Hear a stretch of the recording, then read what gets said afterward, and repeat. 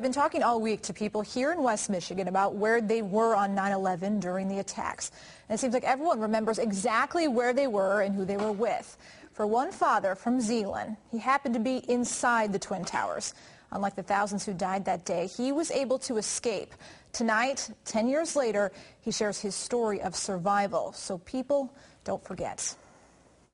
One thing that I'm always asked is, do I think about September 11 since then?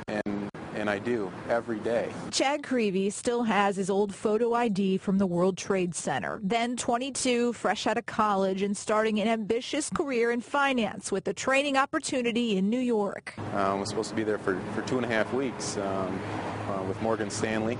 First job right out of college, and it was a great experience for me. Second day on the job, far away from home. Creevy was on the 61st floor of the South Tower when our country was attacked. Bright blue sky, no clouds, and then debris started floating by our window. 61 stories up, it just didn't feel right. And then the smell of jet fuel started to enter our floor, and then it really didn't feel right, and you had to get out. There was an informal announcement among our training personnel saying that there had been an accident.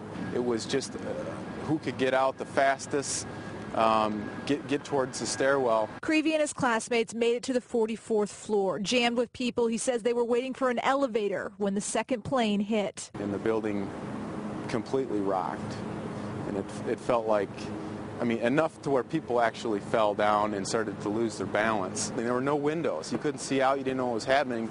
And then when we got hit, the lights went out. Thick smoke started to pour in. It seemed like a movie. It seemed like I shouldn't be there. I was too high up. The smells were not normal. Burnt hair and flesh mixed with jet fuel. Chaos and panic followed. People around me were swearing and cussing and pushing. It was the full gamut of emotion. In an instant, I was so shaken within just a couple seconds.